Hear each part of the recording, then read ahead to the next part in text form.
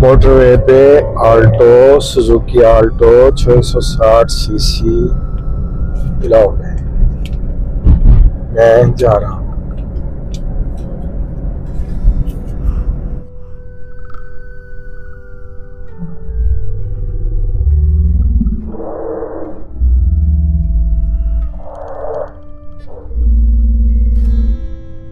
और जानते हैं मेरा किराया कितना लगा था? मुजफ्फरगढ़ से कराची का 90 रुपए बस का किराया था, 90 रुपए। अब बाकी बचे थे जेब में 10 रुपए। कराची से घर पहुंचना था। गप शप बातू शातू में जनाब हैदराबाद आ गया। शाम का टाइम था, भूख लगी हुई थी जोरों की। जेब में 10 रुपए थे। मुझे 24 घंटे हो गए थे खाना खाए हुए, नाश्ता किए हुए, खाली पे। पहली चीज हुई 24 घंटों के बाद कोल्ड ड्रिंक मैदे में जा रही थी। भूख से बुरा हाल, खाना खाए हुए तकरीबन आप समझ लें कि 30-35 घंटे हो गए थे। मैंने कहा अम्मा मुझे खाना दो, भूख लगी है जोर की, बाद में बताऊंगा जो भी बात है। नीला जावेदानी आसमान। कभी कभी मैं सोचता हूँ मेरे व्लॉग्स कौन देखेगा, क्यों देखेगा। मुमकिन है कभी किसी दौर में कोई बंदा जो असगर गुरमानी को जानता हो, जानना चाहता हो कि वो कौन था, क्या करता था, उसकी छोटी छोटी या बड़ी बड़ी ख्वाहिशें क्या थी, उसकी ज़िंदगी के वाक़यात जानना चाहता हूँ तो वो मेरे व्लॉग्स देखेगा। ये बातें लोग करते थे, मैं सुनता था कि यार अब इसका क्या होगा, ये तो मोहताज हो गया है लोगों का। तो अंदर से बगावत फूटी कि नहीं, मैं मोहताज नहीं हूँ यार। माजूर होने के बावजूद मैंने आज तक अपना माजूरी का सर्टिफिकेट नहीं बनवाया, शनाख्ती कार्ड नहीं बनवाया। ज़िंदगी में एक बार, सिर्फ एक बार गवर्नमेंट की इमदाद ली थी। तो एक दिन मुझे कॉल आ गई सरकारी नंबर से। उन्होंने कहा जी मोहम्मद असगर साहब बोल रहे हैं। अब जो मुझे मोहम्मद असगर कह के पुकारे ना, तो मैं समझ जाता हूँ कि कोई ऑफिशियली किसी इदारे से कॉल आ रही है जो मुझे बतौर शायर नहीं जानता। कम अज़ कम एक नज़र उसने मेरे हुलिये पे डाली, मोबाइलों की तरफ देखा, गाड़ी की चाबी देखी।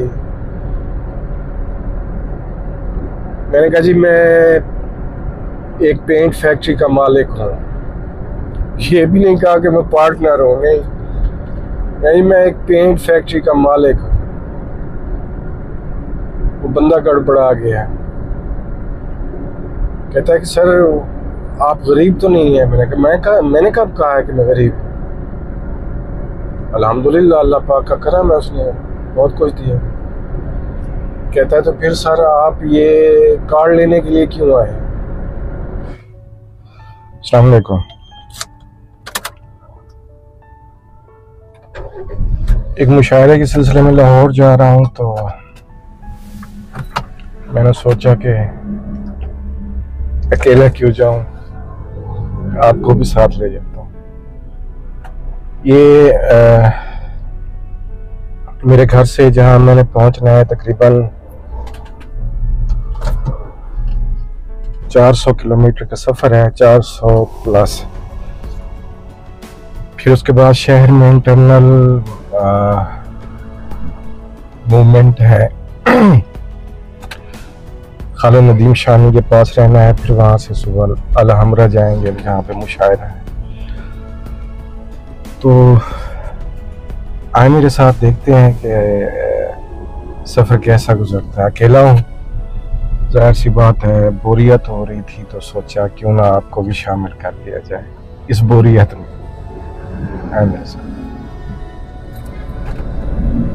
हम इस वक्त मुल्तान से गुजर रहे हैं।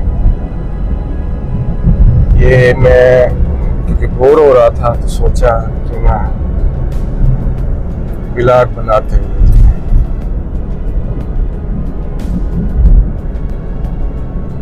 बोरियत भी अजीब कैफियत है। बाज़ औक़ात बंदा घर में सो रहा हो, फारिग बैठा हो, उसके पास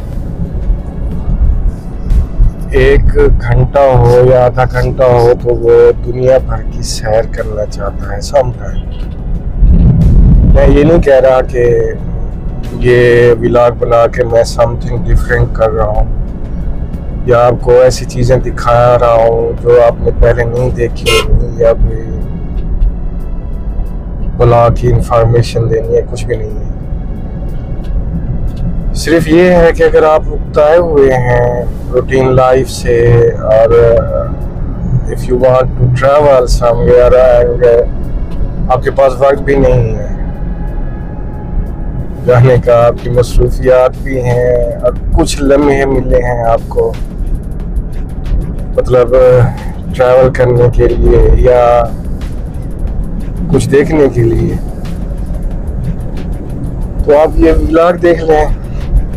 जितनी देर का ये व्लॉग है तो उतनी देर आप यूँ समझें कि आप सफ़र कर रहे होंगे। बंदा ख्वाब देखने के बाद जब बेदार होता है तो वही कैफियत उस पर तारी होती है। अगर उसने कोई मुशक्क़त तलब काम किया है ख्वाब में तो वो थका हुआ होता है। अगर वो रो रहा था तो रो रहा होता है, जब उठता है तो रोता हुआ ही उठता है। अगर हंस रहा था तो सेम वही कैफियत होती है। तो ये जो बसारत का सफ़र है, मतलब आप मेरे साथ ट्रैवल करेंगे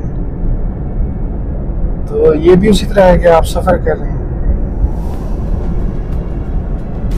अगर जाहिर है व्लॉग्स वही देखता है जिसके पास टाइम हो, वक्त हो and you want to travel somewhere.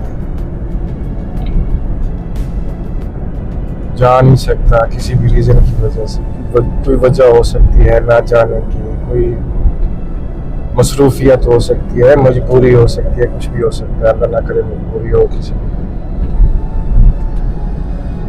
तो मैं तो भाई फारिग वक्त में यही करता हूँ कि व्लॉग्स देखता हूँ।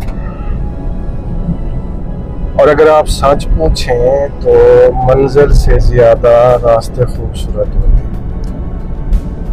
बंदा रास्तों को एंजॉय करता है। हम मुल्तान से गुजरे इस वक्त और टाइम हुआ है जी 4:10।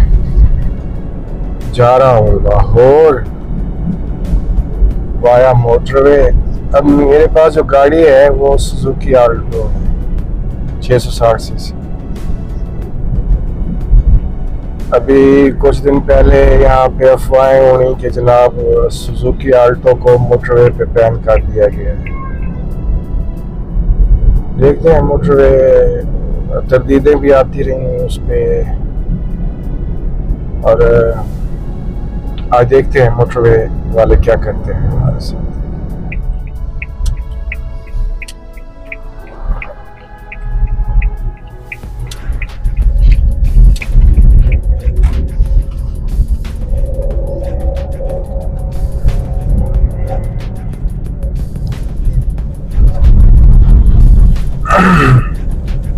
रोड से अगर आल्टो को निकाल देती है हुकूमत मोटरवे से भी या दूसरे रोड से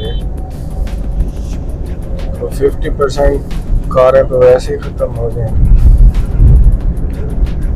हर दूसरी गाड़ी आल्टो जा रही है।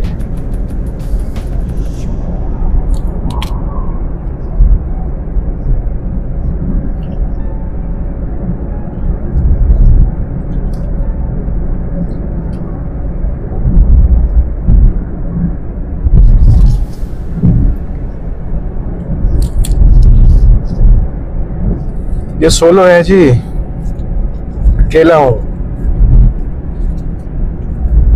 400 कुछ किलोमीटर अकेला करना है, फिर वहाँ पे शानी है शहर, तो खैर उसी के साथ घूमूंगा जहाँ जहाँ जाना ज़रूरी हुआ।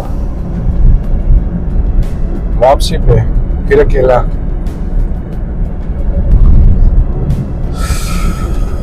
तो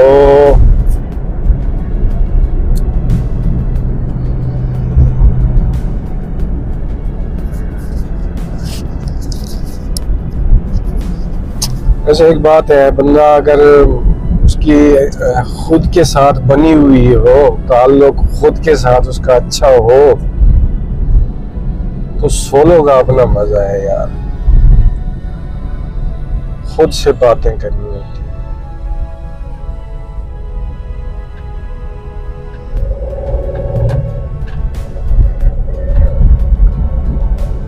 खुद से बातें करना अगर आपको आता है तो निकल पड़े सोलो ही, क्यों किसी का इंतजार करें यार। जहाँ जा सकते हैं वहां तक तो जाए सैर के लिए। जरूरी नहीं कि हमने स्विट्जरलैंड ही जाना है, तो पाकिस्तान में भी बहुत सी जगह हैं जिन्हें स्विट्जरलैंड कहा जाता है। लेकिन बात हुई, मैं पहले भी कह चुका हूँ कि ये पाकिस्तान का स्विट्जरलैंड होता है, ये बात जहन में रखनी है।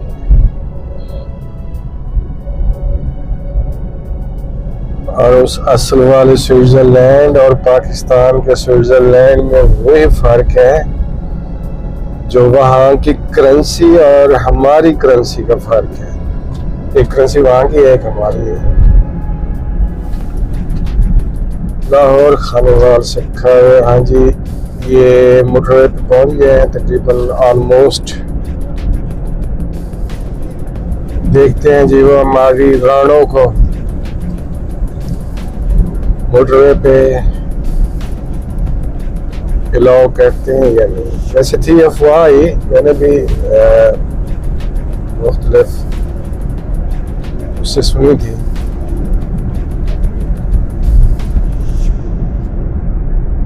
लेकिन खुद तजुर्बा करके देख लेना चाहिए।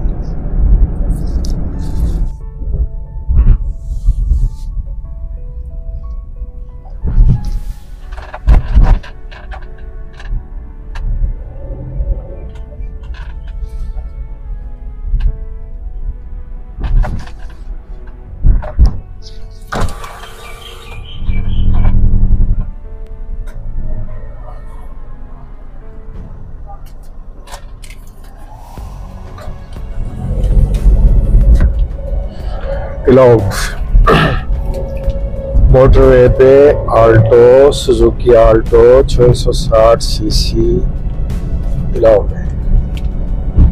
मैं जा रहा हूँ।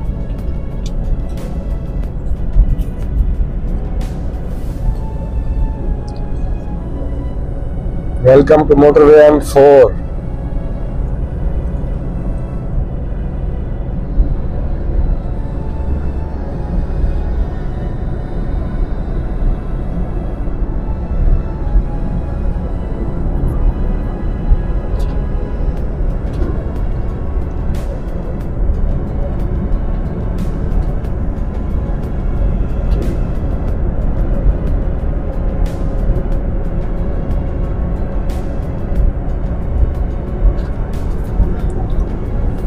मोटरवे पे हम चढ़े हैं 4:20 पे। अल्लाह खैर करे, देखते हैं कैसा सफर। बोरियत तो नहीं होती अकेले में, बाकी इंशाअल्लाह अल्लाह खैर करेगा, खैर खैरियत से जाएगा।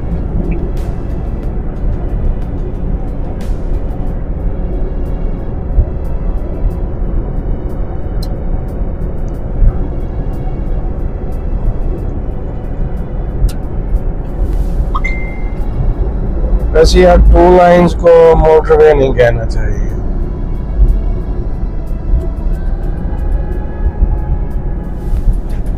कोई तुक नहीं बनता।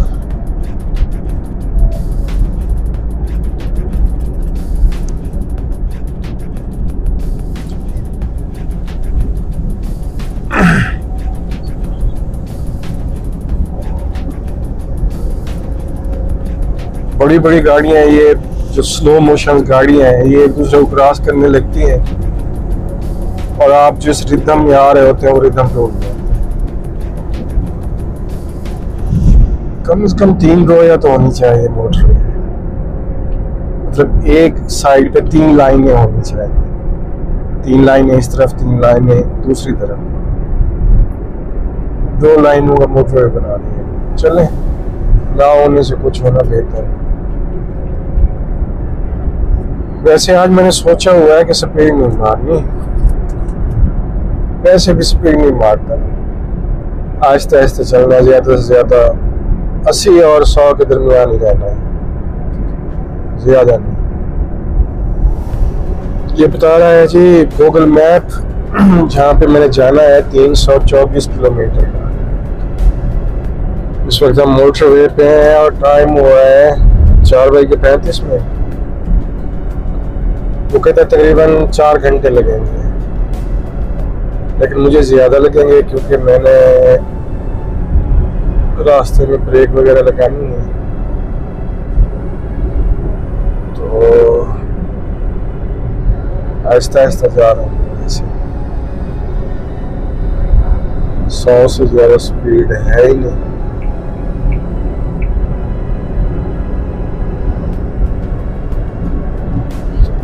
तीन 325 किलोमीटर, अब 23 हो गए, 2 किलोमीटर मजीद कम हो गए।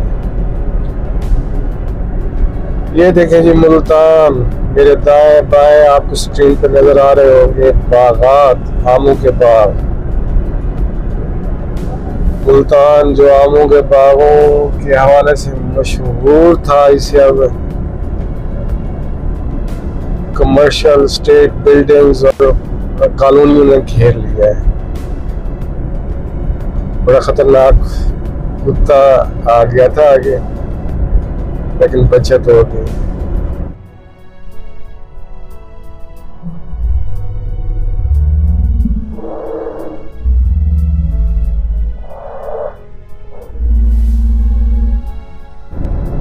ये बहुत खतरनाक है। मोटरवे पे आप 120 की स्पीड पे जा रहे हो और कुत्ता अचानक जानवर कोई चीज सामने आ जाए, मुश्किल हो जाता है। मेरी तो खैर स्पीड ही कम थी। मोटरवे पे हमारा सफर जारी है। आप शायद थक गए हो, जो दोस्त यहाँ तक पहुंचे हैं जरा कमेंट करके अपने हाउस तो लगाए कि यहाँ तक देख लीजिए। आमतौर पर 2 मिनट, 3 मिनट, 1.5 मिनट, 1 मिनट इसी तरह ही होता है। व्लॉग अपलोड करो तो उस पर व्यूज नहीं होते। हाँ, वो बंदा जो सफ़र एंजॉय करना चाहता है, जैसे मैं पहले कह चुका हूँ, जब मैं सफ़र पर निकलता हूँ तो मुझे अपना ज़िंदगी का सबसे पहला सफ़र जो मैंने दूर तक किया था वो था कराची का। कराची का सफर था, बस पे गया था मैट्रिक के इम्तिहानात के बाद। तो वैसे जोड़े हुए थे मैंने, आप कराची देख रहे हैं, समंदर देख रहे हैं। वहाँ हमारे गांव के, हमारी बस्ती के बहुत लोग थे, बहुत सारे रिश्तेदार भी वहीं काम कर रहे थे। मजदूरी, मेहनत मजदूरी जिस तरह होती है, ज़्यादातर कपड़े की जो फैक्ट्रियाँ होती हैं, रूमें होती हैं, वहाँ पे वो काम करते थे। कोई ठेकेदार थे, कोई उनकी लेबर थी, मुख्तलिफ किस्म। तो मैं यहाँ से चल पड़ा। उस वक्त शायरी वगैरह नहीं थी मेरे पास, ना शायर था, ना मुझे पता था कि शायर कौन होते हैं, क्या होते हैं, कैसे होते हैं। मैट्रिक के इम्तिहान दे के ताज़ा फारिग हुआ। तो मुजफ्फरगढ़ से गाड़ी पकड़ी बस, और जनाब पहुंच गए कराची, दोस्तों के पास, रिश्तेदारों के पास। उन्होंने बड़ी आओभगत की। मोबाइल का दौर नहीं था, ये मैं बात कर रहा हूँ 91 की, 1991 की। और जानते हैं मेरा किराया कितना लगा था मुजफ्फरगढ़ से कराची का? 90 रुपए बस का किराया था, 90 रुपए। तो मैं 90 रुपए से किराया दे के कराची पहुंचा था। वहाँ से मुहाजिर कैंप पहुंचा, जहाँ मेरे रिश्तेदार और दोस्त, मेरी बस्ती के, मेरे गांव के लोग जहाँ रिहाइश पजीर थे, उन्होंने फ्लैट लिए हुए थे, मकान छोटे छोटे। तो जिस तरह मजदूरों के घर होते हैं या मजदूरों ने किराए पे मकान लिए हुए होते हैं, वही सेम हालत थी उनकी। तो वहाँ पहुंचा, थका हुआ था, खाना वगैरह खा के सोया, गपशप की, सो गया। सुबह उठा तो उन्होंने कहा कि चलो जी तुम्हें सैर कराने चले। तो हम पहुंच गए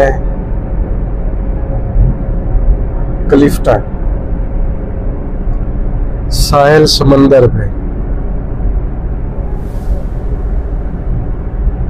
मैंने पहना हुआ था, पैंट शर्ट पहनी हुई थी, पता नहीं किसी ने निकाल लिए या खुद मेरे पैसे उड़ गए।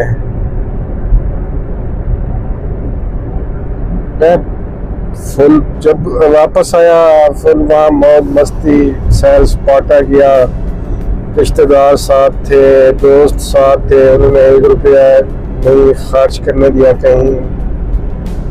अगर वो खर्च करने देते तो शायद वहीं मुझे पता चल जाता कि मेरे पास पैसे नहीं है। मगर मैंने ये देखे पैदल क्रॉस कर रहे हैं मोटरवे।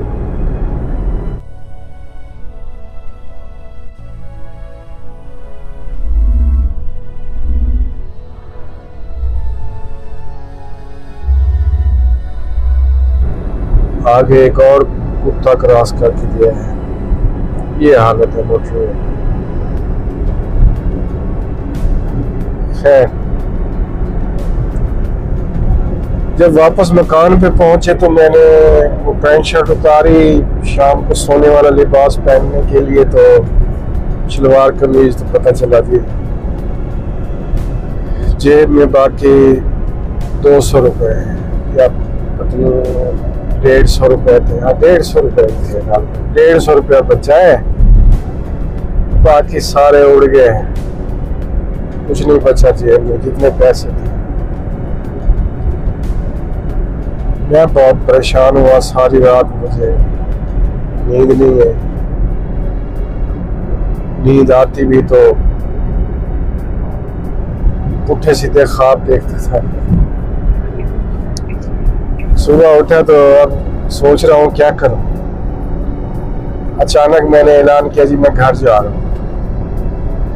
सब परेशान हो गए, क्यों खैरियत, कल तो आ रहे हो, क्या हुआ है, क्या गलती, कुताई, कमी किसी चीज की? नहीं जी, किसी चीज की कमी, गलती, कुताई नहीं है। मैंने वापस जाना है, मेरा लाजमी काम है। एडमिशन शुरू हो गए, फर्स्ट ईयर के, ये वो, और मेरा दिल नहीं लगा, फला फला फला, मुझे खाना अच्छा नहीं, पानी अच्छा नहीं, मेरी तबीयत खराब। मैं घर 100 बहाने बना के जनाब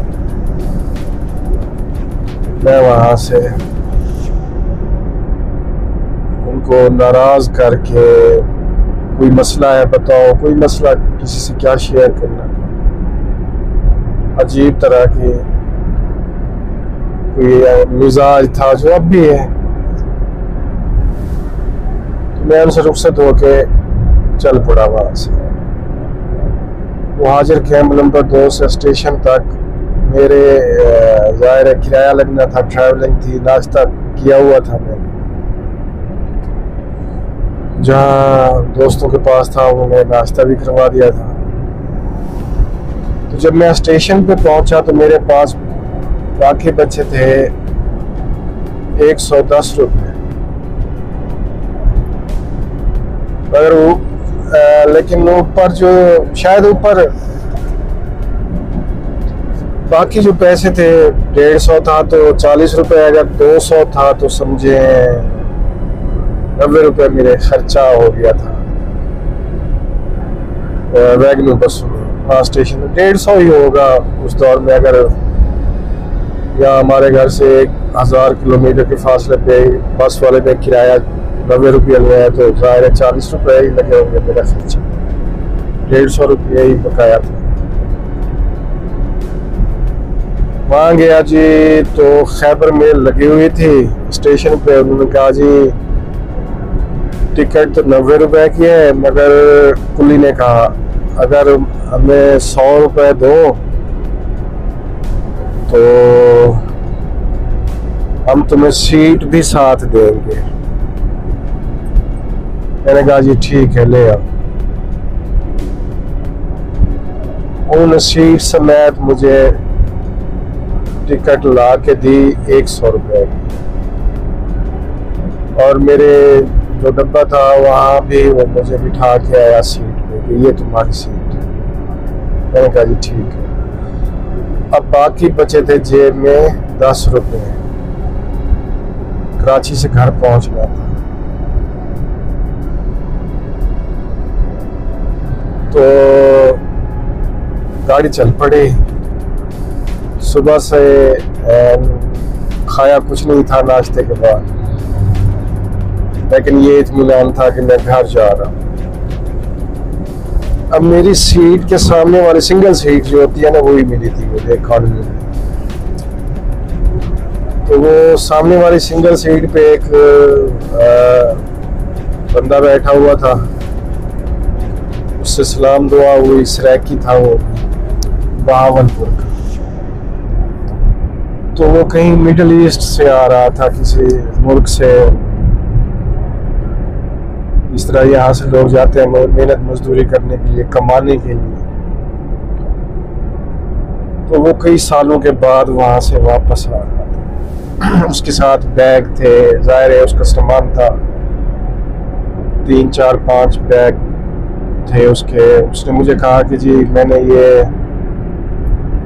सामने वाली जो बर्थ है ये मेरी है, मैंने ले रखी है। मैंने कहा ठीक है। कहते एक काम करते हैं कि आधी रात मैं सोऊंगा, बर्थ पे आप मेरा सामान का ध्यान करना, आधी रात आप सोना, बर्थ शेयर कर लेते हैं।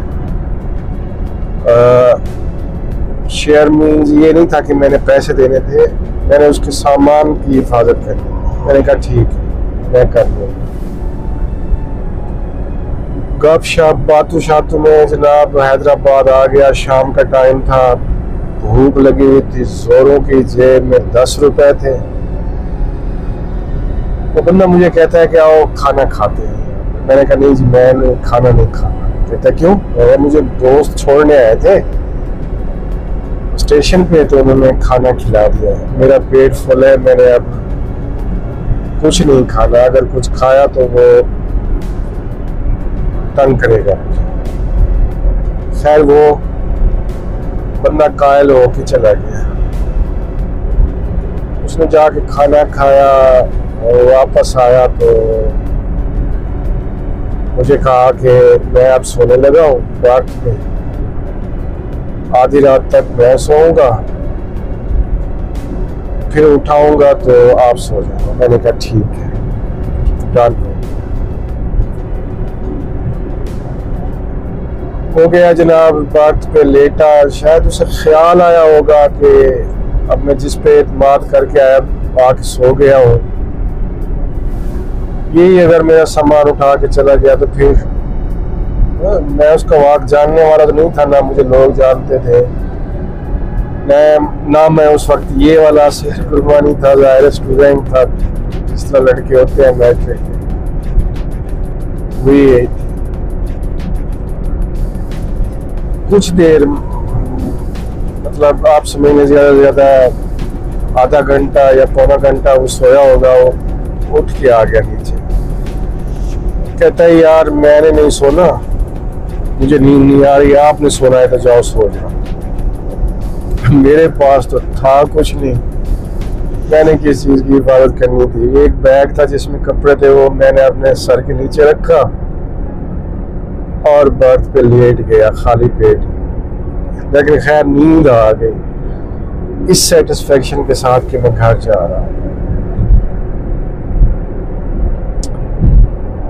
मैं सारी रात बेफिक्र होकर सोता रहा। सुबह कहीं किसी स्टेशन पे उसने मुझे उठाया कि यार आ जाओ, गाड़ी रुकी हुई है, नाश्ता करते हैं।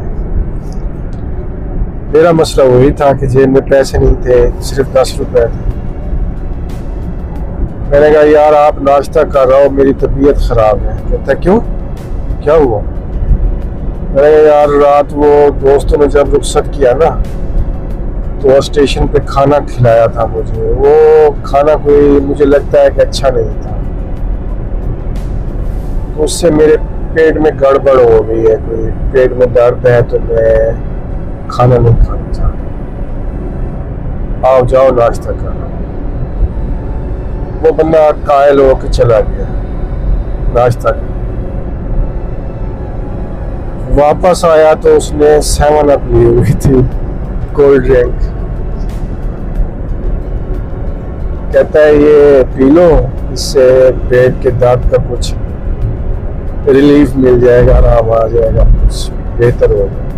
मैंने उसका शुक्रिया अदा किया। मैंने तो नहीं कहा था उसे कि ले आओ, तो बेफिक्र होकर मैंने वो बोतल उठाई। अब मुझे 24 घंटे हो गए थे खाना खाए हुए, नाश्ता किए हुए, खाली पेट।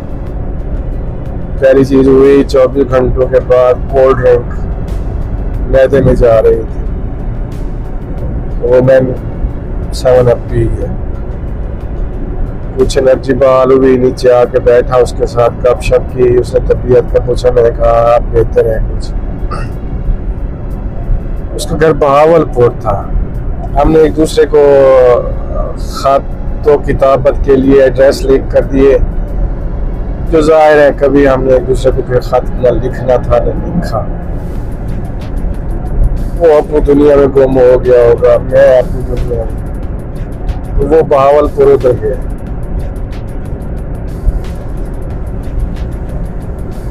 खैबर मेल ने मुझे कोई 4 बजे तकरीबन आके मुल्तान उतारा।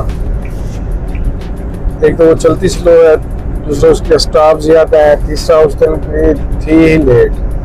रास्ते में उसने इतनी कोई वो की कि लेट हो गई। 4 बजे उतरा। भूख से बुरा हाल, खाना खाए हुए तकरीबन आप समझ लें कि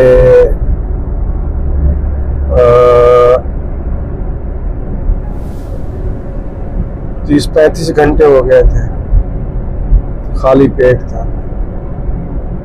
तो वो कोल्ड ड्रिंक का असर भी ख़त्म हो गया था, ज़ाहिर है सुबह पी थी नाश्ते में।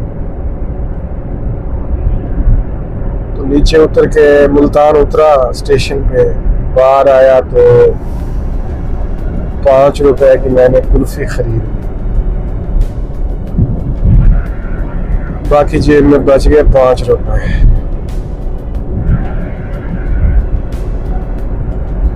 तो वो 5 रुपए मैं स्टेशन से डेरा अड्डा तक पैदल आया, वहां से वैगन पे बैठा, मुजफ्फरगढ़ की वैगन। वो उस वक्त किराया लेते थे 5 रुपए। तो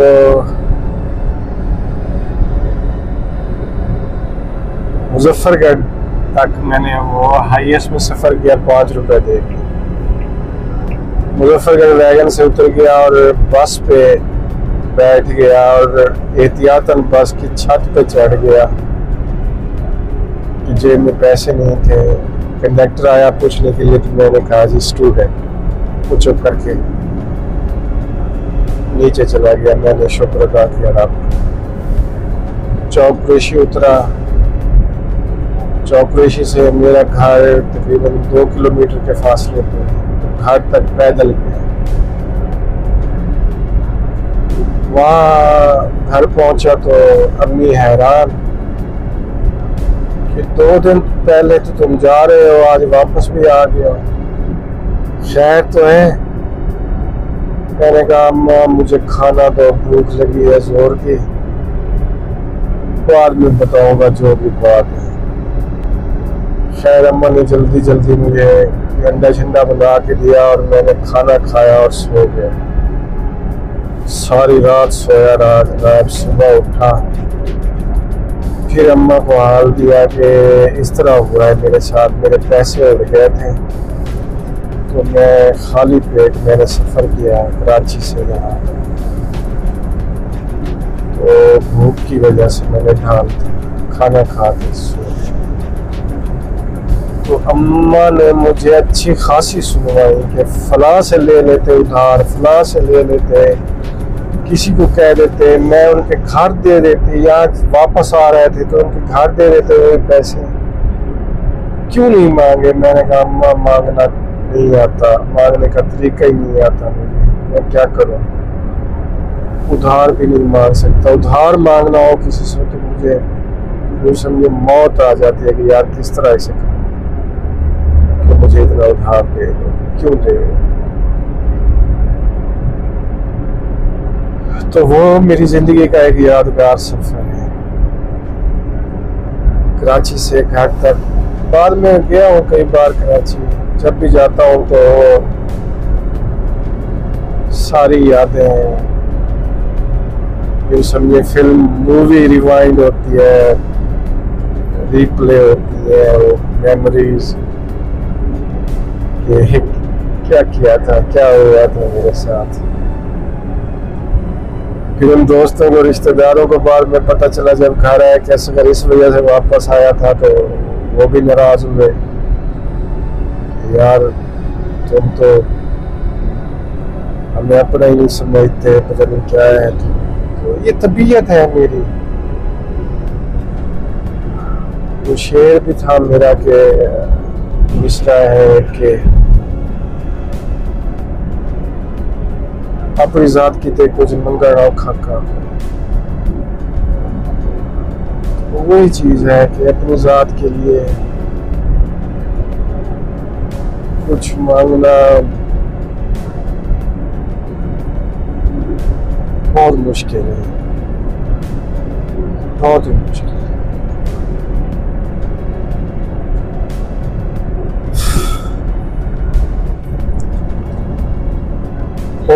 मोटरवे पे चलते हुए थोड़ी ये एहतियात ज़रूरी है कि जब आप लाइन चेंज कर रहे हो तो उस वक्त इंडिकेटर का इस्तेमाल करना चाहिए। करता हूँ, कभी कभी भूल भी जाता हूँ इंसान। मोटरवे पे जो क़याम ताम के स्टेशन होते हैं ना, उन पे रेट ज़्यादा होता है, ये तो आपको पता है। तो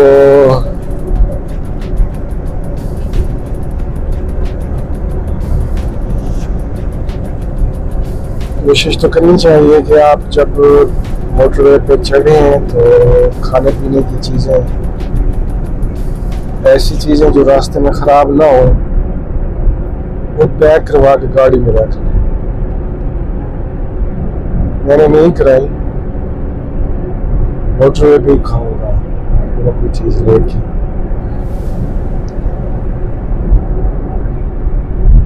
आपको बता रहा हूँ, आपने ऐसा नहीं करना, मैंने तो बेहतियाती की है, ठीक है। मैप बता रहा है कि जी बाकी 260 किलोमीटर रह गए और उसका अंदाजा है कि 3 घंटे 5 मिनट लगेंगे। मेरा अंदाजा है कि 4 घंटे लगेंगे। अभी 5:20 हुए। अब्दुल हकीम के पास से गुजर रहे हैं। आगे फैसलाबाद इस्लामाबाद की मोटरवे अलहदा हो जाएगी। लाहौर वाली मोटरवे से हम सीधे लाहौर की तरफ जाएंगे।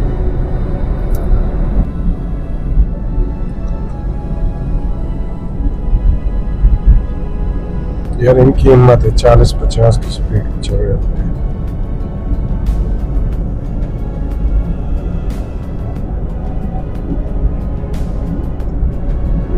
खुद से बातें कर सकते हैं तो सोलो ट्रैवल। सोलो का ये मजा है कि किसी अब अगर कोई दोस्त साथ हो जाए उसकी भी कोई ना कोई बात माननी पड़ती है कि यार चले, यार उधर चले, यार उससे मिले, वहां जाए वहां न जाए। सोलो का ये मजा है कि जो आपका दिल कर रहा है ना आप वो करो, किसी के पाबंद नहीं हो।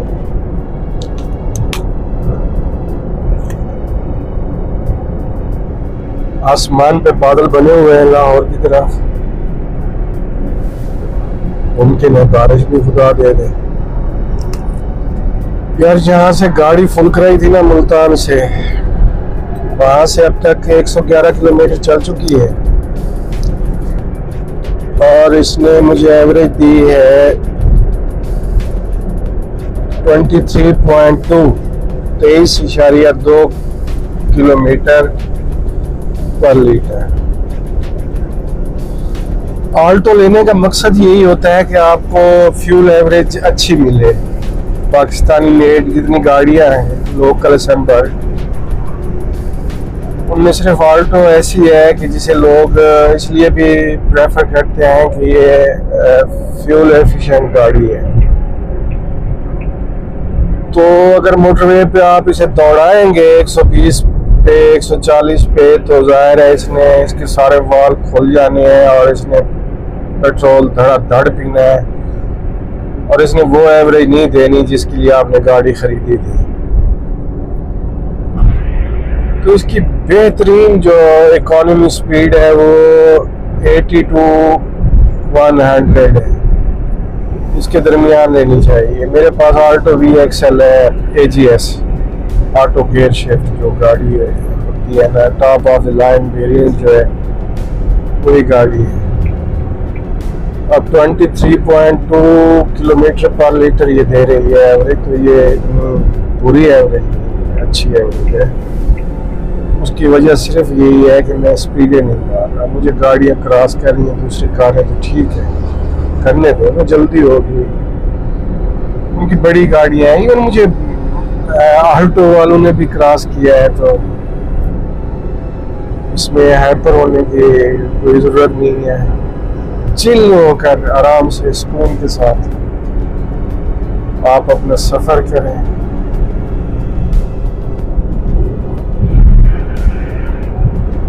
ठंडे ठंडे आगे जी वो जगह आने वाली है जहाँ से मोटरवे दो हिस्सों में बढ़ जाएगी। एक हिस्सा एक मोटरवे की लाइन लाहौर की तरफ जाएगी और दूसरी जा रही है फैसलाबाद इस्लामाबाद उस सिमत को। तो हमने क्योंकि जाना है लाहौर तो हम लाहौर वाली मोटरवे को ही पकड़ेंगे। ये आगे बेहतर हो जाती है, 3 रोया हो जाती है लाहौर वाली मोटरवे अब्दुल हकीम से आगे। लेकिन जो फैसलाबाद इस्लामाबाद वाली मोटरवे है वो स्टिल 2 रोया है। वो इसी तरह जिस तरह करके आए हैं तो इसी पैटर्न पे वो बनी। सुन रहा था मैं कि शायद उसे भी उसकी लाइन बढ़ा रहे हैं दोनों तरफ से, बढ़ जाती है तो जाहिर है ज़्यादा बेहतर हो जाए। ये सीधी जो है ना ये जा रही है इस्लामाबाद, लेफ्ट हैंड पे फैसलाबाद इस्लामाबाद, और हम ये येलो लाइन से उधर हम जा रहे हैं लाहौर की तरफ। अब देखें लाइन 3 रोया हो गई अल्हम्दुलिल्लाह।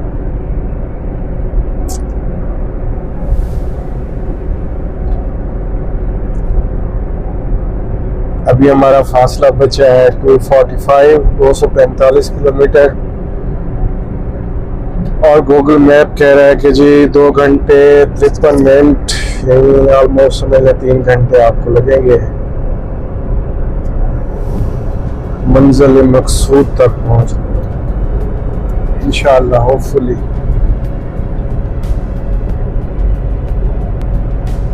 इतनी देर में या इससे थोड़ी सी ज़्यादा देर में पहुंच गए। सफ़र जारी है। बाकी मैप बता रहा है 225 किलोमीटर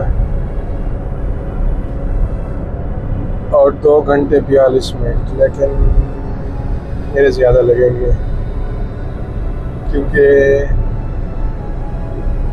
मैंने आगे ब्रेक भी लगानी है, थोड़ा सा गाड़ी भी वो समझे रेस्ट वाली पोजीशन में आ जाए, कुछ हीट अप हो भी होंगे इसके पुर्जे वगैरह। उसके बाद खालिद नदीम शानी की कॉल आई हुई थी कि पूछ रहा था कहाँ पहुँचे। मोटरवे तो रह गई है 208 किलोमीटर और टोटल सफ़र रह गया 220 किलोमीटर।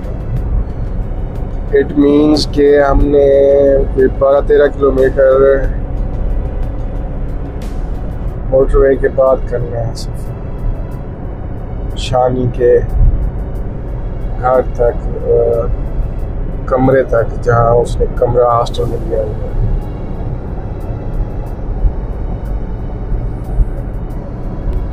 देखते हैं।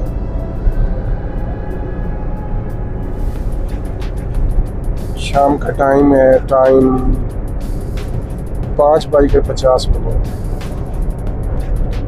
3 घंटे का मतलब ये है कि 9 बजे तकरीबन होपफुली 9 बजे रात होती है रात को। शोरकोट कैंट वीर महल। यार एक बार मैं पखर से आ रहा था मुशायरे से वापसी में, तो रोड पर ही सुबह हो गई, रास्ते में गाड़ी पे था तो अकेला ही था, सोलो ही थी। तो सुबह सुबह पता नहीं क्या होता है कि परिंदे रोड पे आए बैठे होते हैं, सारे चुग रहे होते हैं सारी रात, क्योंकि वो हैवी ट्रैफिक गुजरती है, ट्रक वगैरह उन पे अनाज लदा हुआ होता है।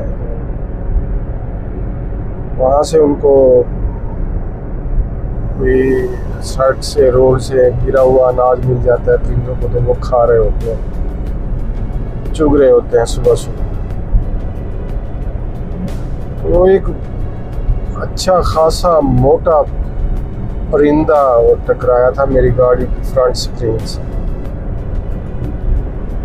लेकिन लकीली कि मैं स्पीड में नहीं था तो स्क्रीन टूटने से बच गई थी। उस दिन एहसास हुआ कि यार ये गाड़ी से टकराया है तो इतना ज़ोर का धमाका हुआ है, और वो भी उस गाड़ी से कि जो जिसकी स्पीड नहीं थी।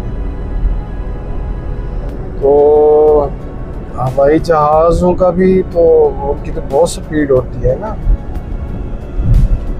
उनसे परिंदे टकरा जाए तो नुकसान होता है अच्छा खासा। उस दिन मुझे एहसास हुआ कि वाकई यार वो ठीक कहते हैं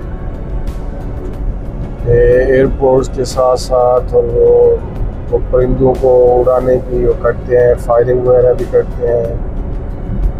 दूसरे भी जो उनके पास टैक्स होते हैं, तरीक़ेकार होते हैं, उनको अप्लाई करते हैं कि वहाँ पे परिंदे ना आए, ताकि उनकी जो एयर ट्रैफिक है वो बगैर किसी परेशानी के वो बरकरार रहे तसल्सल के साथ। तो परिंदे भी बड़े ख़तरनाक होते हैं यार, चाहे वो गाड़ी से टकराए या जहाज़ से तो खैर बहुत ज़्यादा नुकसान होता है।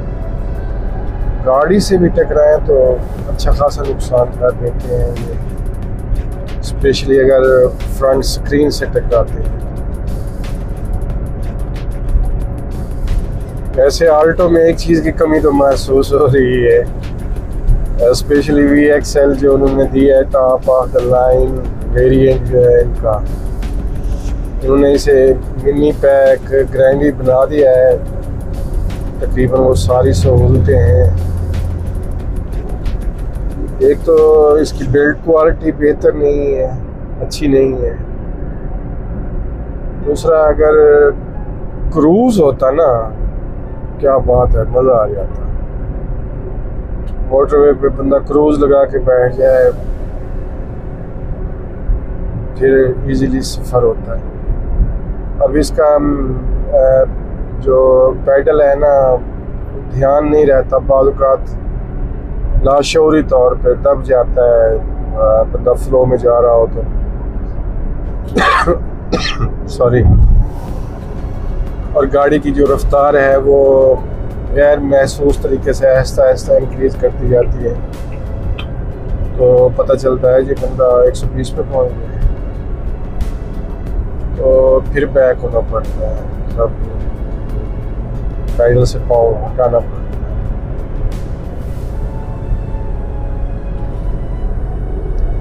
जहाँ से टैंकी फुल कराई थी वहाँ से अब तक 160 किलोमीटर का सफ़र कर चुका हूँ मैं,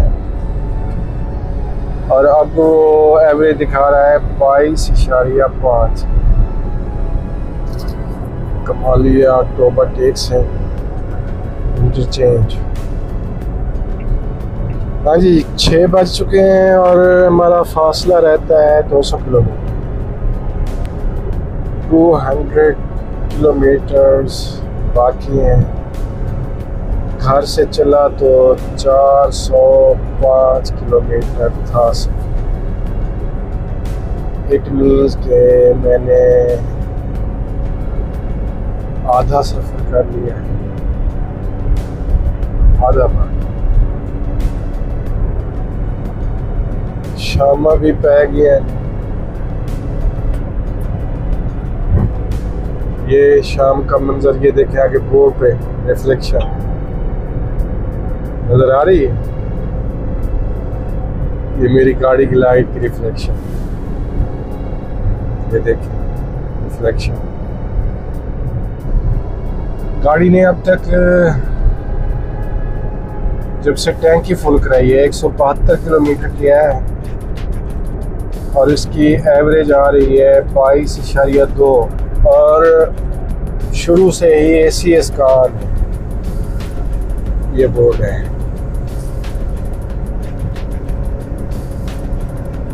माइलस्टोन देखिए, लाइट गुजारा कर रही है, मतलब अंधेरा छा रहा है आहिस्ता आहिस्ता।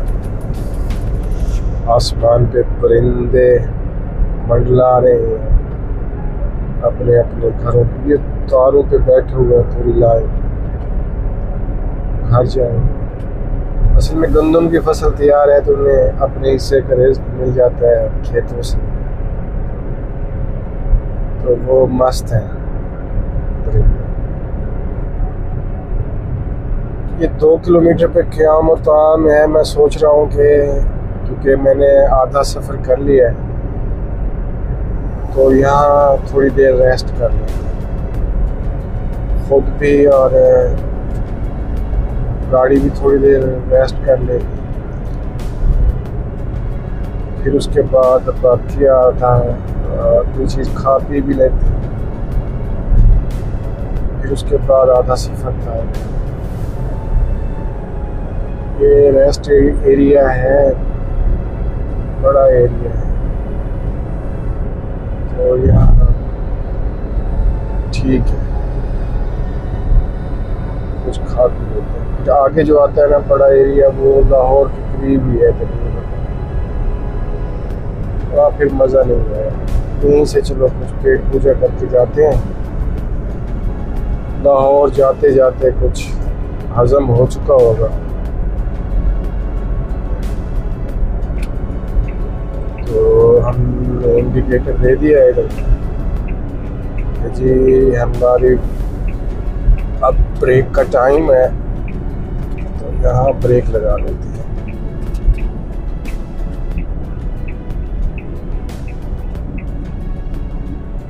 क़यामत ताम।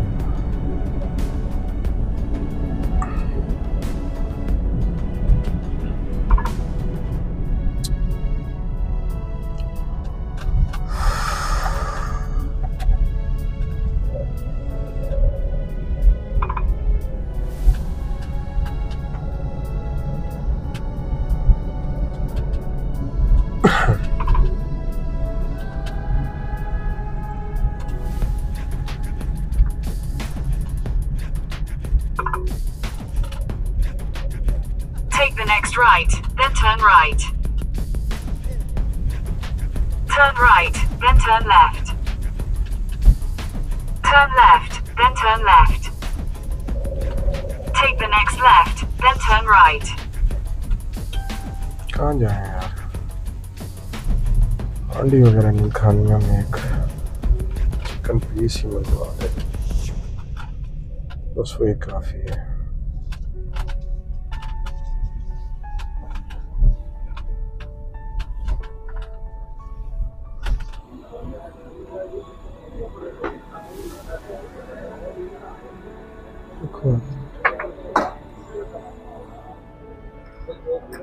ये ज़्यादा नहीं हो गया कुछ? अच्छा चलिए, थोड़े से पकोड़े बनवाए हैं मैंने, और थोड़े से पकोड़े और चाय बन रही है। इफ्तारी का टाइम है तो किसी के साथ इफ्तार कर लेते।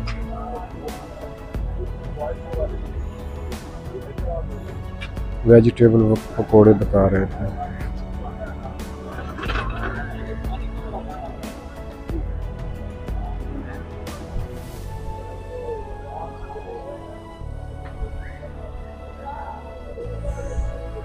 जंगल में नहीं गए।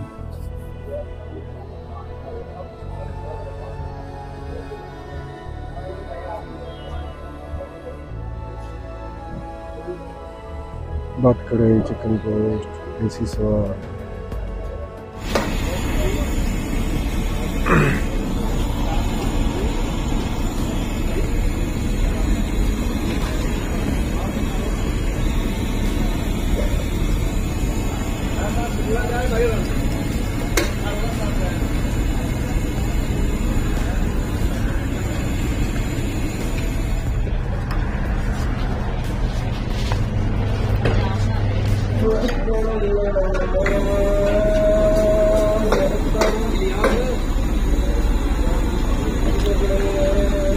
चालक तो अच्छे रहेंगे। ठीक है।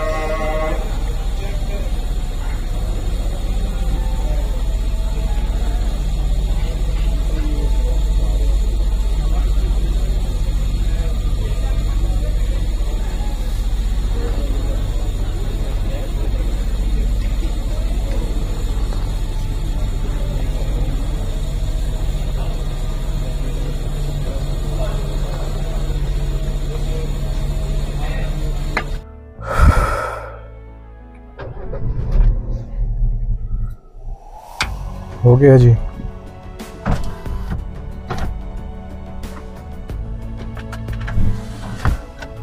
हाफ प्लेट पकोड़े, एक चाय, 600 रुपये।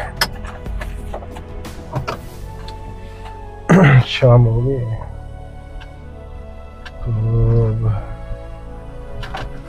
निकलते हैं आगे।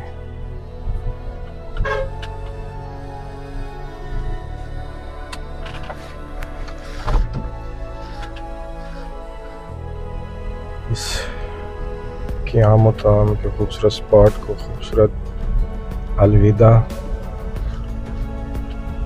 और हम जा रहे हैं लाहौर बेब।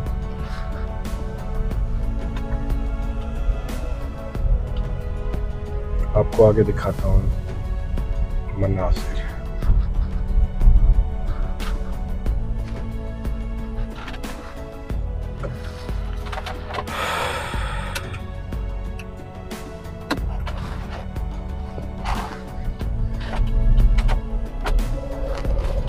ये है जी शाम का मंजर।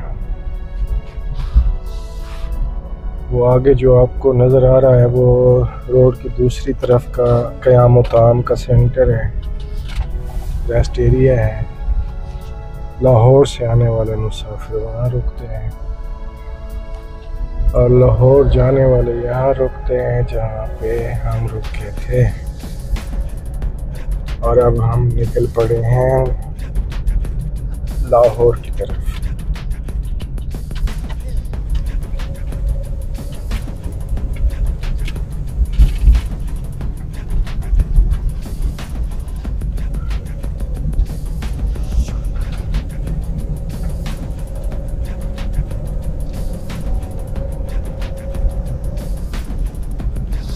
एसी चला देते हैं क्योंकि गाड़ी के अंदर अभी तक गर्मी महसूस हो रही है। गाड़ी के बाहर तो मौसम ठीक था, बैठा रहा हूँ वहाँ पे। तो फ्रेश हो गए हैं जी अल्हम्दुलिल्लाह। अब तो यही सफ़र ही है जितना भी। वो कहता है जी 185 किलोमीटर बाकी रहते हैं और 2 घंटे 21 मिनट वो कहते लगेंगे। अभी 7 बजने वाले हैं, 9 मिनट रहते हैं 7 में से।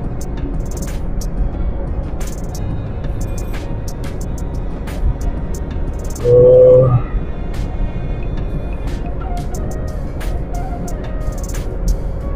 रात का सफ़र एंजॉय करें, देखें।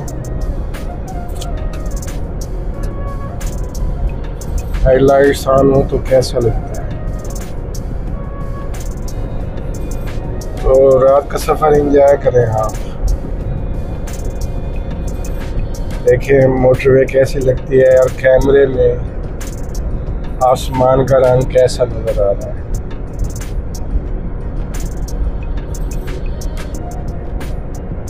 ब्लू, नीला।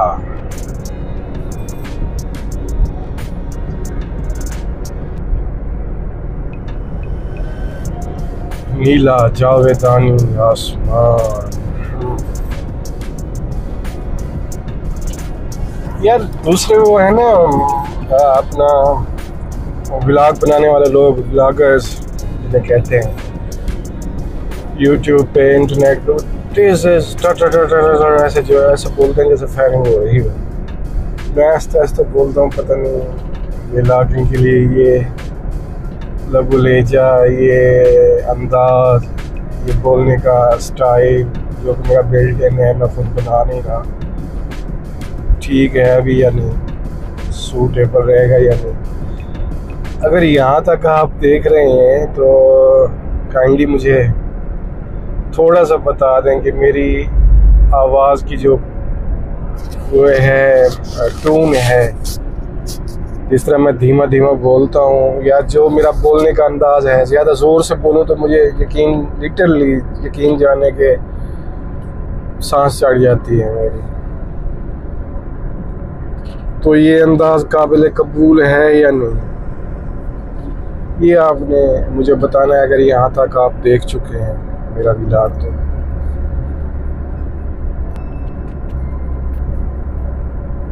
देखिए। अब 7 बजने वाले हैं और हम पहुंचेंगे करीब कोई 8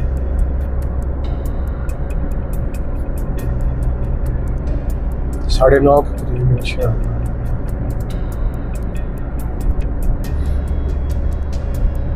मैंने सोचा हुआ था कि इस साल गर्मियों में बाइक पे शुमाली इलाका जात नॉर्दर्न एरियाज का टूर करूँगा, लेकिन फिर सोचता हूँ यार मैं थक जाऊँगा बाइक पे, तो मसला हो जाएगा। इतनी भारी चीज़ें लेके और मोटरसाइकिल पे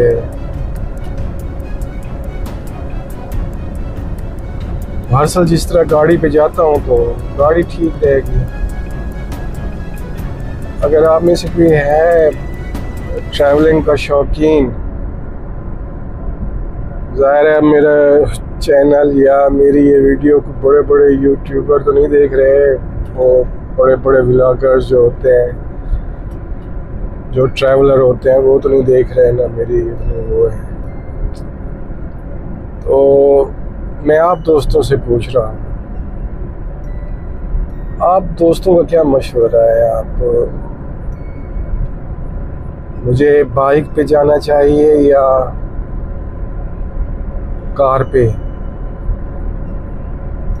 कार का ये है कि इसमें सामान पड़ा रहता है अंदर और चलते चलते हुए गिरने का खदशा नहीं होता,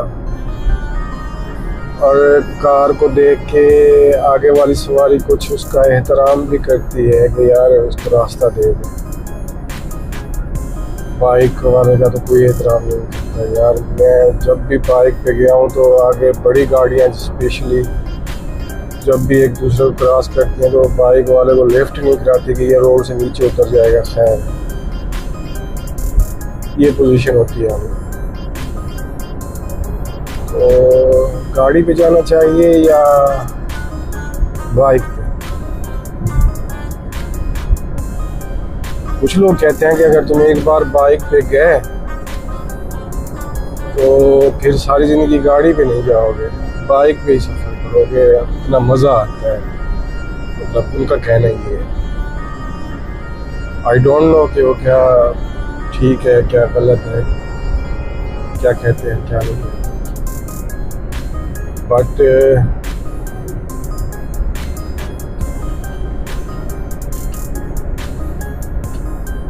देखते हैं क्या होता है। गाड़ी में कम से कम ये है कि आपने हेलमेट नहीं पहना हुआ, अच्छा बारिश से बचे हुए हैं, धूप से बचे हुए हैं, अंदर का टेम्परेचर आप अपनी मर्ज़ी से एडजस्ट कर सकते हैं।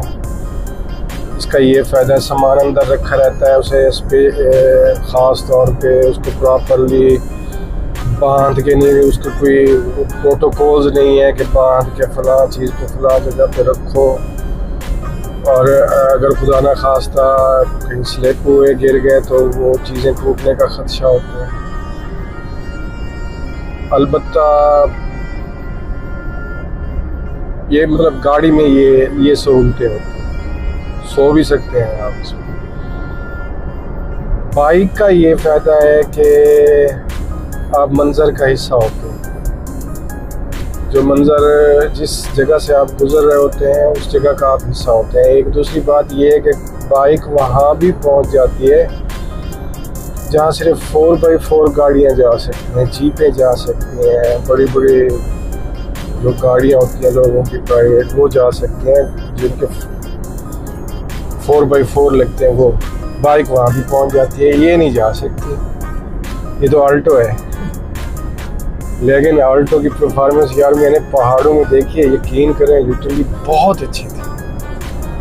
मैंने एक बार स्लोप पे सीधे स्लोप पे रोकी थी गाड़ी, मेरे साथ मेरा एक दोस्त भी था, वो अल्टस पे था, उसे भी रोकना पड़ी। हमने वहाँ रिहाइश के लिए कोई जगह देखी, वो पसंद नहीं है, आगे जाने के लिए आगे रवाना हुए तो पहाड़ थे,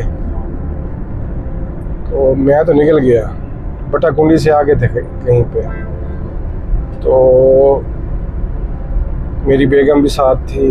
तो आगे जहाँ हम जा रहे थे उस जगह को देख के बेगम ने रिजेक्ट कर दिया। फिर वापस आए तो वोल्टेस वाला दोस्त वहीं खड़ा हुआ था। मैंने कहा क्या है, कहता नहीं चढ़ती, ऊपर नहीं जा रहे, क्योंकि सीधा स्लोप था।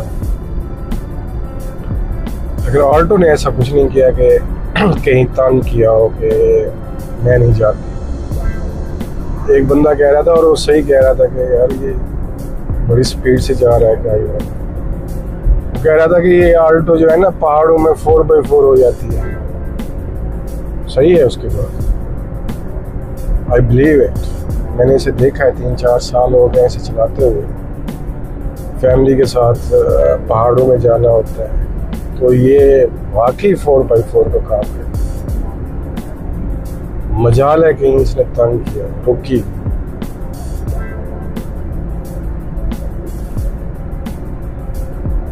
गाड़ी प्रॉपरली मेंटेन्ड हो और आप उसे अच्छे से चला रहे हो, ड्राइविंग का भी होता है, तो गाड़ी आपको तंग नहीं करती। हाँ, गाड़ी मेंटेन ना हो प्रॉपरली और आपके चलाने का स्टाइल भी वो गाड़ी को इरिटेट कर रहा हो, मज़ा ना दे रहा हो उसे, उसकी रिक्वायरमेंट्स पूरी ना कर रहा हो, तो फिर मसाइल हो सकते हैं।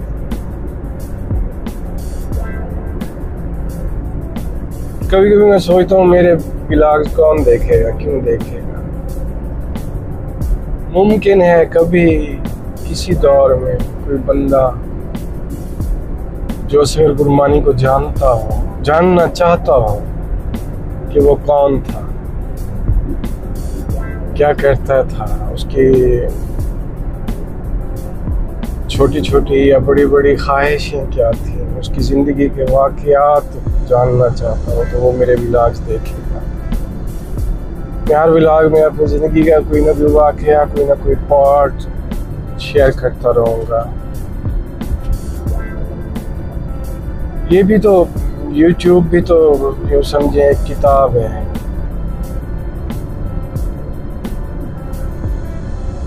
ऑडियो बुक है, वीडियो तो है ही उसमें, लेकिन अब इसलिए मैं, क्योंकि मैं खुद वीडियो में नहीं आ रहा, आपको मंजर ही दिखा रहा हूँ, तो ये ऑडियो बुक हो गई आपके लिए कि मैं अपनी कहानी अपनी ज़ुबानी बयान कर रहा हूँ।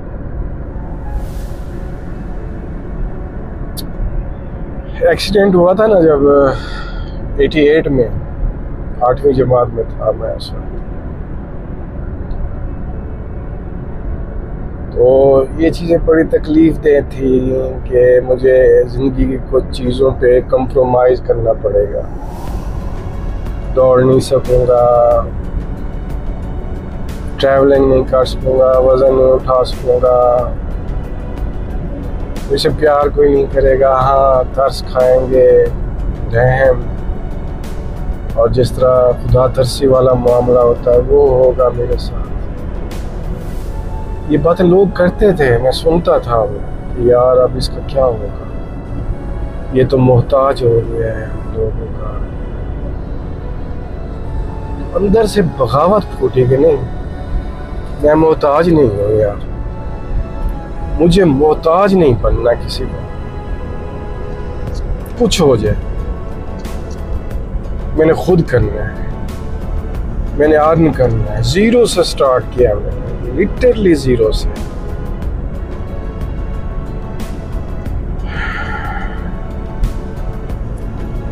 अंदर अना इतनी ये बातें सुन सुन के मजबूत हो चुकी थी, या जिद समझ लें यार, माजूर होने के बावजूद मैंने आज तक अपना माजूरी का सर्टिफिकेट नहीं बनवाया, शिनाख्ती कार्ड नहीं बनवाया कि मैं माजूर हूँ ही नहीं, मैं एक आम आदमी हूँ और मुझे आम आदमी की तरह ही ट्रीट किया जाए। मैं समथिंग स्पेशल नहीं एक्सपेक्ट करता किसी से, ना मैं करना चाहता हूँ। कि मुझ पर तरस खाते हुए कोई मेरे लिए सीट भी छोड़े। नो, आम आदमी हूँ। जिंदगी में एक बार, सिर्फ एक बार गवर्नमेंट की इमदाद ली थी। हुआ कुछ यूं कि मर्दमशुमारी हुई, उसमें लिखने वाले ने लिख दिया, शायद लिख दिया होगा कि ये यहाँ का, इस घर का जो कफील है या बड़ा है वो जिस्मानी तौर पर माजूर है, एक टांग से, एक पाँव से। उसने मर्दमशुमारी में लिख के भेज दिया।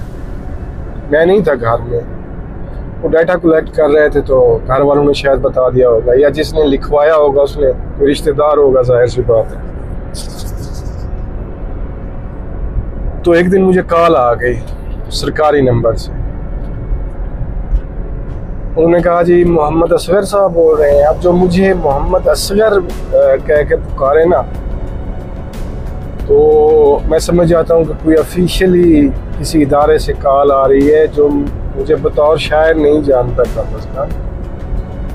वो मेरे शनाख्ती कार्ड या मेरे डॉक्यूमेंट्स में से नाम देख के जो है ना, वो मेरा नाम ले रहा है। उसका मेरी शायरी से कोई वास्ता ताल्लुक़। शायरी के हवाले से जानने वाले लोग असगर गुरमानी ही कहते हैं। मोहम्मद असगर बोल रहे हैं जी। मैंने कहा मोहम्मद असगर बोल रहा हूँ। पूछते जी आप मर्दमशुमारी में डाटा मिला है कि आप माजूर हैं? कहा जी माजूर तो हूँ एक टांग से। कहते हैं जी मैं बोल रहा हूँ सोशल वेलफेयर ऑफिस से, या पता नहीं कहाँ से, कोई इदारे का उसने नाम लिया, सरकारी नंबर था PTCL का। कल आप डिस्ट्रिक्ट हेडक्वार्टर हॉस्पिटल आ जाएं, आपका खिदमत कार्ड बना हुआ है तो आप वो वसूल करें। खिदमत कार्ड माजूरों को दिया जाता है। मैंने कहा जी ठीक है, बेहतर है, मैं कल पहुंच जाऊँगा। दूसरे दिन मैं पहुंच गया अस्पताल। उनके ऑफिस पहुंचा तो पोजीशन ये थी कि मेरे हाथ में गाड़ी की चाबी थी, 2 मोबाइल थे अच्छी कीमत वाले, कॉटन लगा हुआ था, मतलब ड्रेसिंग अच्छी की हुई थी, चश्मा लगा हुआ था। मैं अंदर गया, वो एहतरामन खड़े हो गए कुछ लोग, कुछ देखने लगे सवालिया निगाहों से। मैं जाके सीट पे बैठ गया। मैंने कहा जी मेरा नाम मोहम्मद असगर है, मेरा खिदमत कार्ड बना हुआ है, आपने कल फ़ोन किया था तो वो मुझे दें। अब जो लड़का खिदमत कार्ड डिस्ट्रीब्यूट कर रहा था ना, उसने मुझे गौर से देखा। कहता है कि सर आप क्या काम करते हैं?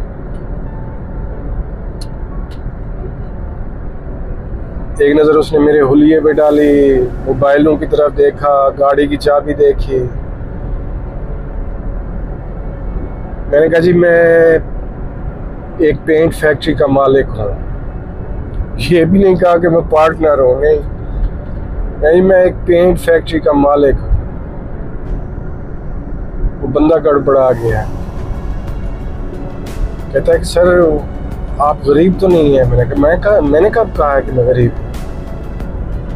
अल्हम्दुलिल्लाह अल्लाह पाक का करम है, उसने बहुत कुछ दिया। कहता है तो फिर सर आप ये कार्ड लेने के लिए क्यों आए? मैंने कहा बेटा एक बात बताओ, बल्कि 2 सवाल हैं। पहले ये कि मैंने आपको दरख्वास्त दी थी, कहीं अप्लाई किया था कि ये मैं माजूर हूँ और मुझे खुदा तरसी करते हुए आप मुझे खिदमत कार्ड दें? कहता है नहीं सर, वो तो मर्दमशुमारी के डाटा से रिकॉर्ड मिला है तो उस वजह से आपको कॉल की। मैंने कहा ठीक है, अब दूसरी बात बताओ, ये कार्ड जो है ये गरीबों के लिए है या माजूरों के लिए? कहता है सर माजूरों के लिए। मैंने कहा वो तो मैं हूँ। मुझे दो कार्ड। वो बंदा बड़ा कंफ्यूज हुआ, उठ के चला गया अपने किसी सीनियर के पास दूसरे कमरे में। वो उसका सीनियर खिड़की से मुझे देख रहा था, शीशे की एक विंडो थी, उसके अंदर बैठा हुआ था, कैबिन टाइप समझ लें, दीवार थी शीशे की या दरवाज़ा था, उससे देख रहा था। वो अंदर गया, 4-5 मिनट बाद वो वापस आया है और उसने मुझे चुप करके वो खिदमत कार्ड मेरे हवाले कर, एक सिम कार्ड भी दिया उन्होंने कि इस पे एक्टिवेशन हो। मैंने कहा ठीक। मैं खिदमत कार्ड लेके उन्हें सलाम दुआ करके बाहर आया ATM से, या कोई उन्होंने वेंडर बताया था वहाँ से। मैंने आई थिंक जोंग के ऑफिस से था शायद, मैंने उससे पैसे निकलवाए तो 4500 रुपये आए हुए थे, 4500 रुपये। वो मैंने लिए 4500 रुपये, और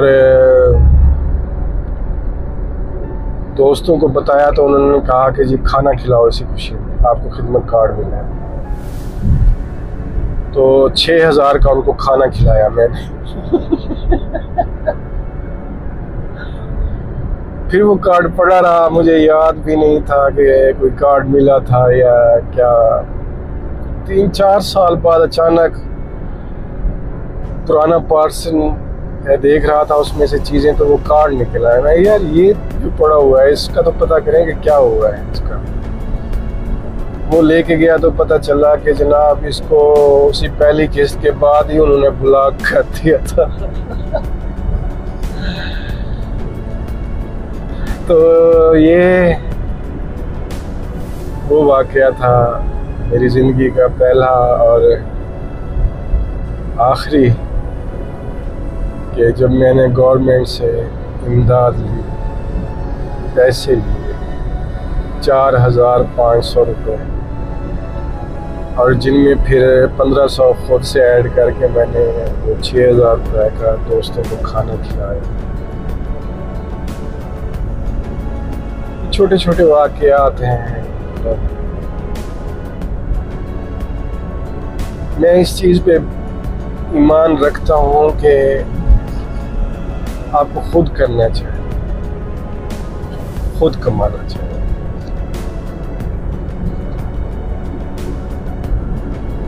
मैं गाड़ी में एक बार अपने उसी स्टॉप चौक क्रेशी पे बैठा हुआ था, गाड़ी में बैठे हुए कोई चीज़ ख़रीद रहा था, तो एक मांगने वाला आया, तो एक हाथ से माजूर था, लेकिन था वो उसके अंदाज से लगता था कि प्रोफेशनल है। तो उसने कहा जी अल्लाह के नाम पे दो। वैसे तो हट्टी है, दुकान है, तो वहाँ बैठता हूँ तो रोज़ ही आते हैं तकरीबन इस तरह के लोग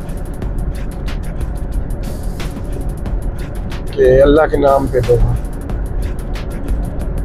मैंने कहा जी माफ़ करें। कहता है माजूर हूँ। मैंने कहा यार माजूर तो मैं भी हूँ। फिर मैंने अपनी टांग दिखाई कि ये देखो मैं माजूर। कहता है लेकिन तुम अमीर आदमी हो, गाड़ी में बैठे हो, ये अमीर आदमी की अलामत है गाड़ी में बैठना, हालांकि चाहे वो आल्टो ही क्यों ना हो। तो मैंने उसे कहा कि बेटा ये मैंने खुद कमाई है, इमदाद नहीं ली किसी से। मेरा अगर बिजनेस है तो मैंने खुद कमाया है, इमदाद नहीं ली किसी से। मेरा अगर घर है तो वो मैंने खुद बनवाया है, इमदाद नहीं ली किसी से। अल्लाह का करम है, अल्लाह का एहसान है, अल्लाह की देन है, उसकी रहमतें हैं कि मैं थोड़ी सी मेहनत करता हूँ और वो बहुत ज़्यादा मुझे दे रहे हैं।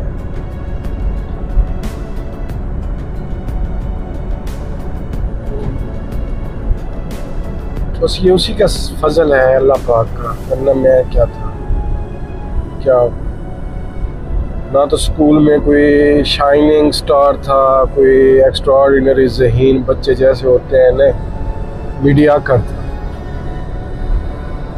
जैसे अब मिडिल क्लास में हूँ उसी तरह अपनी क्लास में मिडिल स्टैंडर्ड का स्टूडेंट था थ्रू आउट एमए तक। तो कोई एक्स्ट्रा ऑर्डिनरी जीनियस भी नहीं था, ज़हीन भी नहीं था, क्रिएटिव भी नहीं था उस दौर में। उस मालिक ने करम किया, उसने मेरे थोड़े से को भी ज़्यादा कर दिया। वो कर सकता है,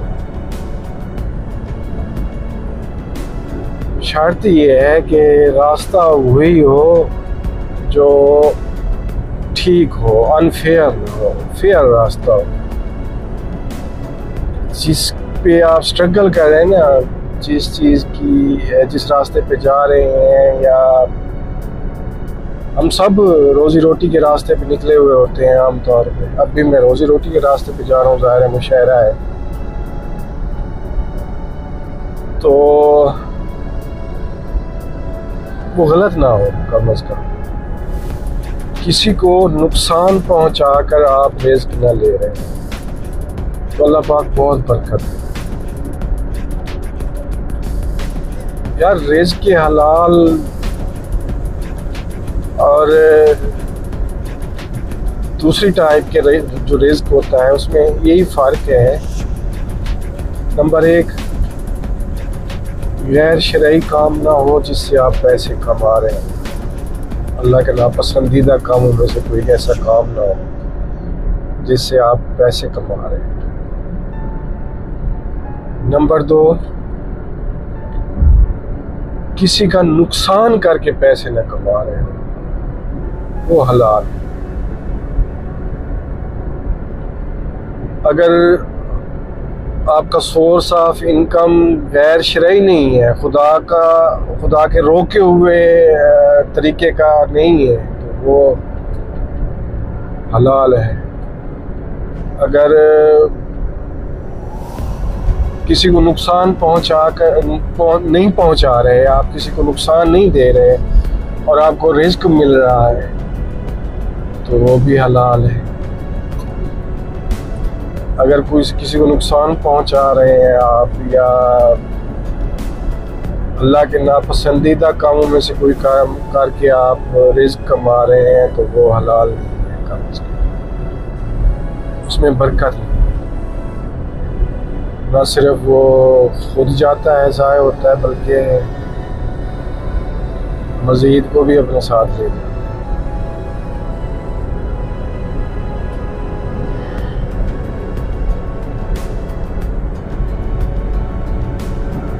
हम M3 से गुज़र रहे हैं। M3 अब ख़त्म होने वाली है। ये आगे 1-2 किलोमीटर के फासले पे मर्ज हो जाएगी M2 में। M2 मुल्तान लाहौर जो मोटरवे है उसे कहते हैं।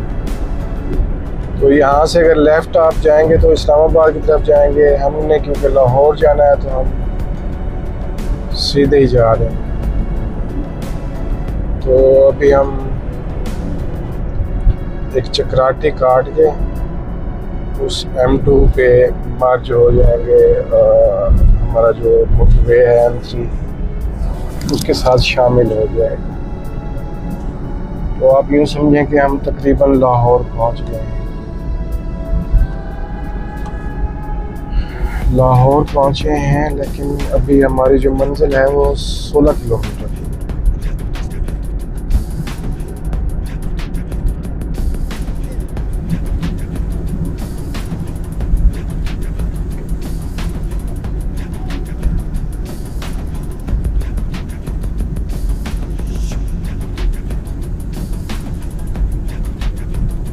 अच्छा खासा बल खाता हुआ रोड है ये।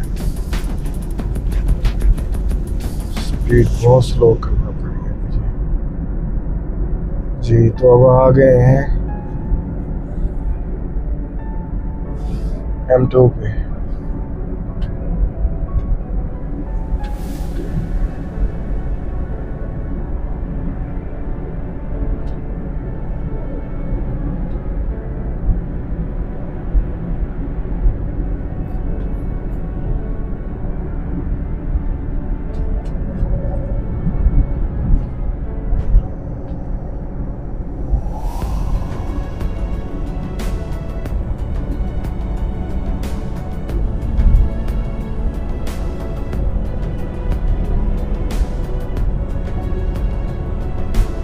इस वक्त टाइम है 8:45, 9:45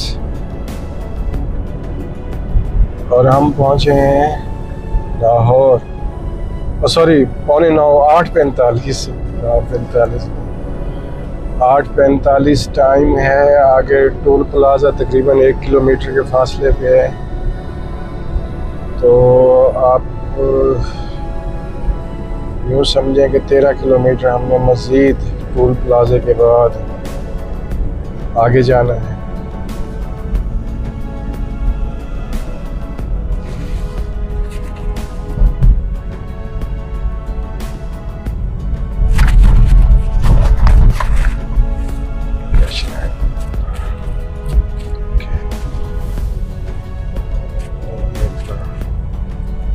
रश नहीं है, रश यहाँ है।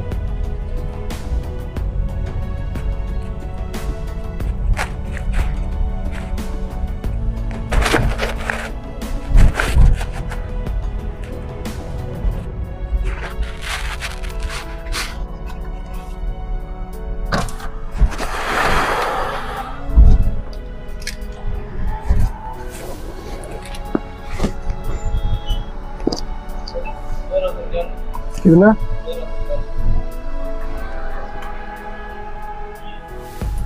1440।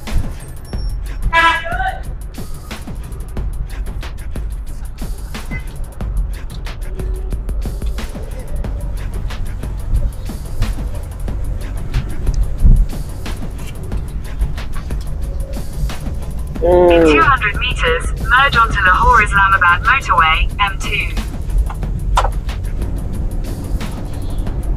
तो लोकेशन मैंने अपने एक नंबर से दूसरे नंबर पे भेज दी है, यहाँ पे टोल प्लाजा पे, ताकि वापस आते हुए ना मुझे जगह ना ढूंढनी पड़े, ज़्यादा परेशानी ना हो। परेशानी तो फिर भी होती है, ज़ाहिर है, देहाती बंदा हूँ यार। मैं कहाँ, लाहौर कहाँ।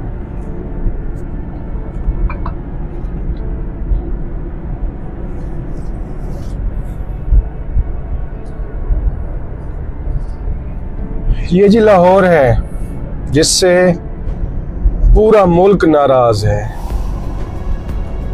बिलीव मी, बलूचिस्तान नाराज है, पेशावर नाराज है। In 600 meters, take the exit toward Band Road. Karachi नाराज है, सराइकी वसेब नाराज है। इवन मैं फैसलाबाद रहा हूँ तो फैसलाबाद भी नाराज है इससे। ये वो लाहौर है हमारे बादशाहों Take the का exit toward Band Road. शहर।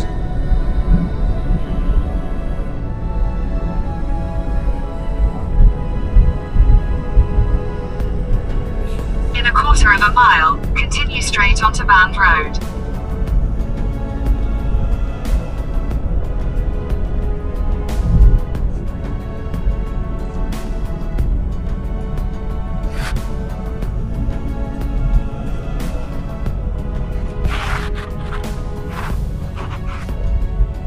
Continue straight onto Band Road.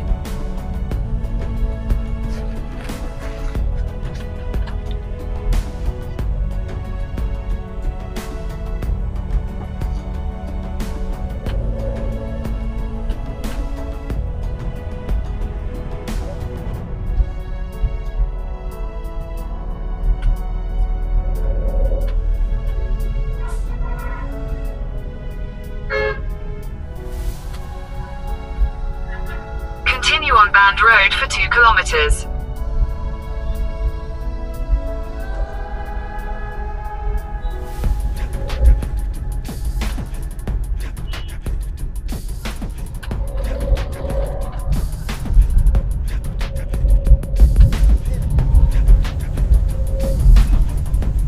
ये लाहौर है, लाहौर का बंद रोड।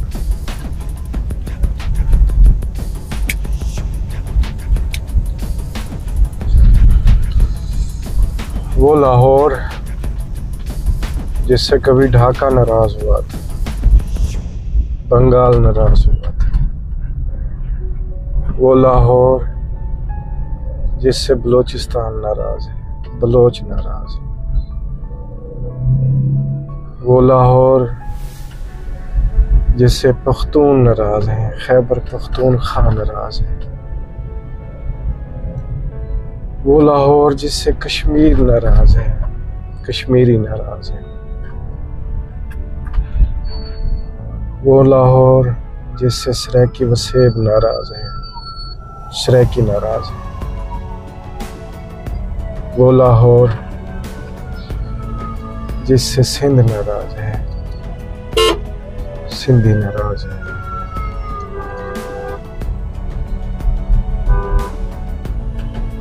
ये वही लाहौर है।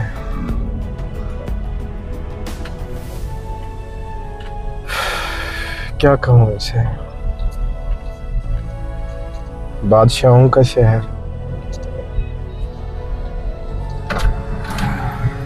रसोईर के बादशाह थे, इनका शहर है। और 1947 के बाद के बादशाह जो है, इनका शहर है।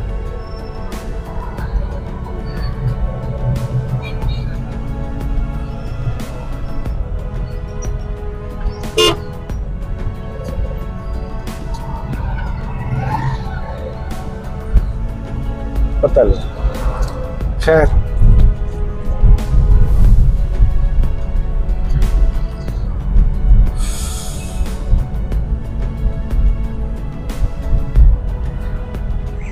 जैसी तवक्को थी, मतलब ट्रैफिक ज़्यादा है तो आहिस्ता आहिस्ता चल रहा हूँ।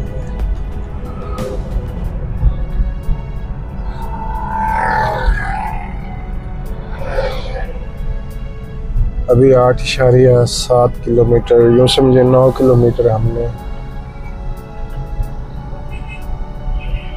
मज़ीद ट्रैवल करना है शहर के अंदर।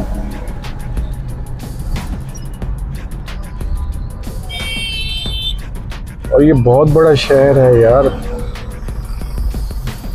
एक कोने से दूसरे कोने तक आप ट्रैवल करें तो बहुत ज़्यादा सफ़र करना पड़ सकता है।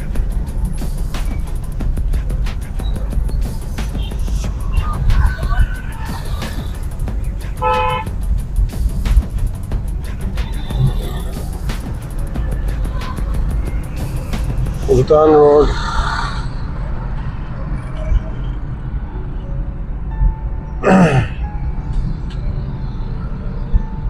तीन किलोमीटर तक जाना है इसमें।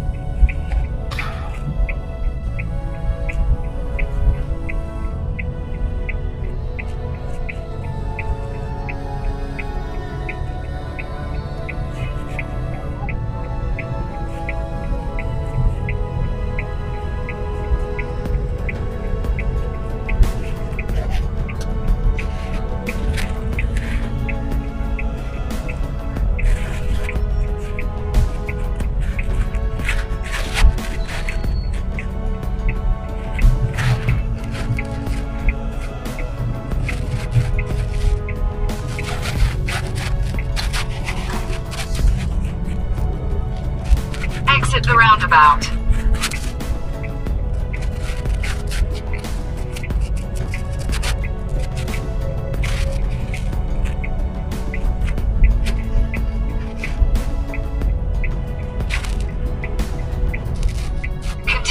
for 1 kilometer.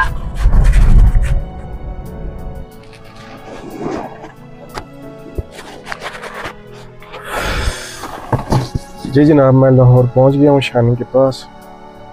अभी उससे मिलते हैं और नेक्स्ट देखते हैं। बहुत शुक्रिया मेरे साथ रहने का। मिलते हैं अगले व्लॉग में। Thank you so much.